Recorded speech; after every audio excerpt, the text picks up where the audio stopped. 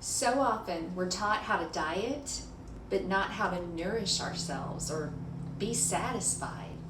Food can be enjoyment, but there has to be a lot of unpacking and unlearning when it comes to eating more intuitively. The majority of what we learn comes from diet culture or this diet messaging that we have all around us.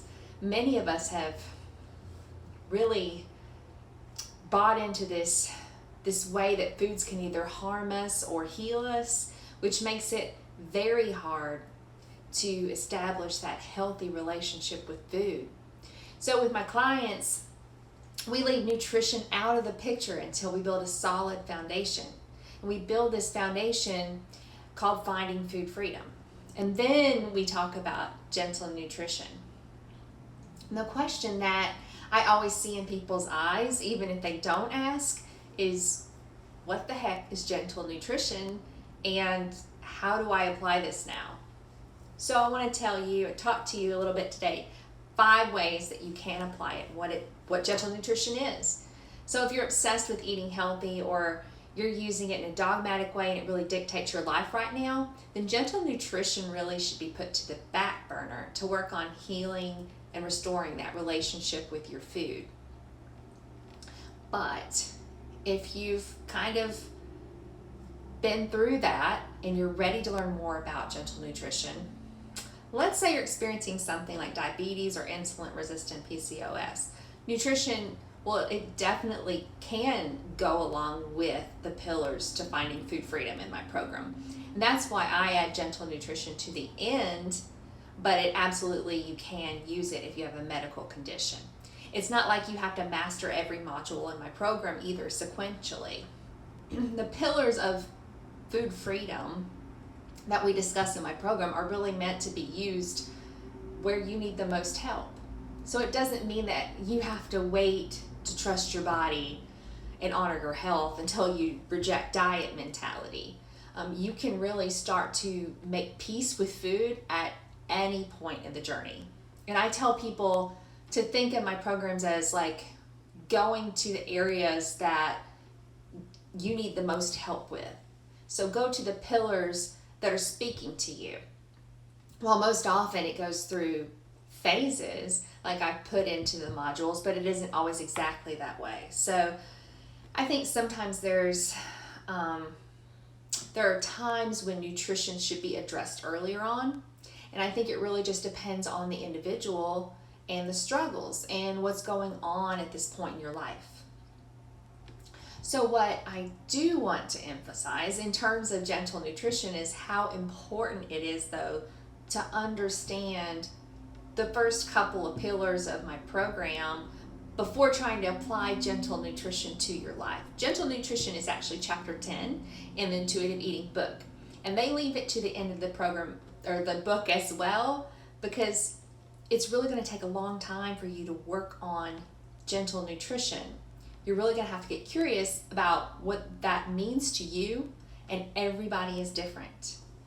So 5 things gentle nutrition is. 1, it's unique to your own experiences and needs. I do think it's important to understand basic nutrition needs earlier on, such as macronutrient needs or micronutrient needs, and how important those are if you're struggling with certain medical conditions. So I'm talking like PCOS, insulin resistant PCOS, or you've got diabetes, or you're struggling with IBS or SIBO. So I see why clients, for example, like I see clients that eat way too many vegetables and they have all these gut issues. It's exacerbating their symptoms. If you're this person and you're eating a big fat salad every day for lunch and you're wondering why you have all this gut distress and this bloating, you're overdoing it on foods that are beneficial to you, but you're not actually getting the benefit of them. So number 2 is gentle nutrition is just one picture of your health. And you can take care of your health in so many other ways, guys. So there are so many things that matter in terms of health outside of just nutrition and exercise. So remember the big picture of health. Think about financial connections, self-care, movement, stress, just to name a few. Examples of how to apply gentle nutrition might look like packing a lunch, so you don't have to go out to eat every single day at work, or maybe having produce at most meals, yet being able to go days without them and not getting freaking out or having anxiety. Finding delicious ways to cook vegetables if you enjoy eating them without worrying about adding too many calories or something like that. Planning out your meals so you don't have to stress at the end of the day without having to worry about what you're going to cook. Meal planning, actually, it definitely can be part of food freedom. And it could be, gentle nutrition could be eating organic food, eating whole grains, eating legumes and nuts. It could be eating some plant-based in order to get micronutrients. It could be eating responsibly sourced meats, or it could be eating nutrient-dense meats like liver. It's an all foods fit mentality, unless it's otherwise medically necessary.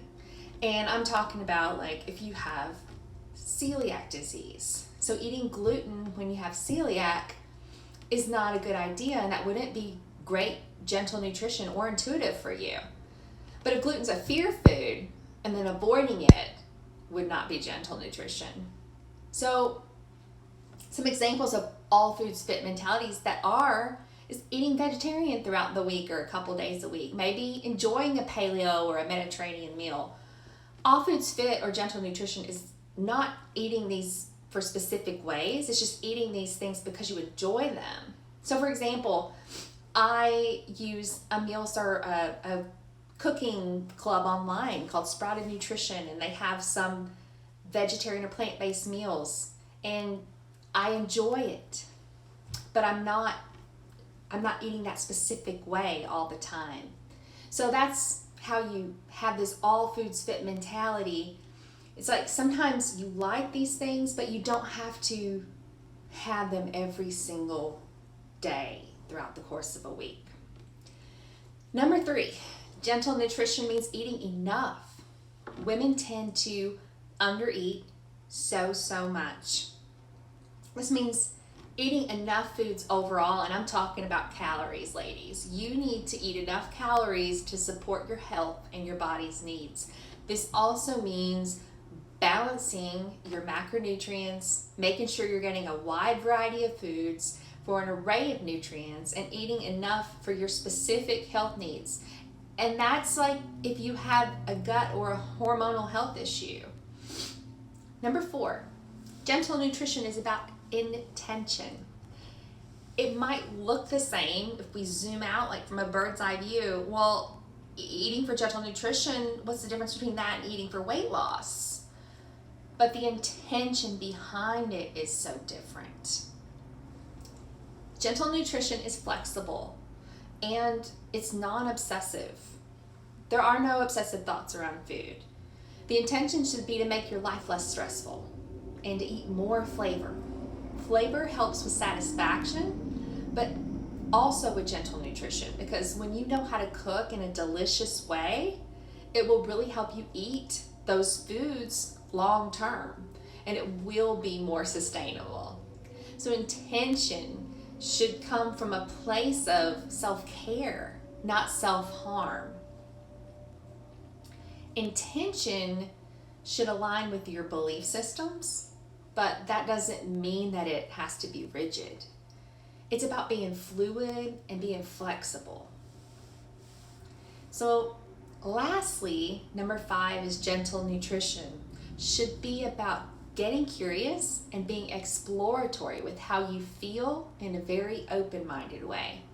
No one specific food is diet culture. It's about the intentions behind how we eat those foods. So at the end of the day, the goal is to live your life the way you want to live. For some of us, health and wellness is what we value, and gentle nutrition will be a part of that. It's a privilege to be able to consider gentle nutrition in your life. And I do think that it's really important to understand this concept. Nutrition it should never be forced on people. And I believe that if we can really step back and remove this approach to nutrition and really have a more gentle mindset around it, it would be easier for everyone just to incorporate into their lives for the rest of their lives. It's really about a long-term approach. It's not about the day-to-day. So it's not about the cookie that you ate after lunch today, or the Oreos or the ice cream. It's about taking care of ourselves in the months and years to come. See you guys next time.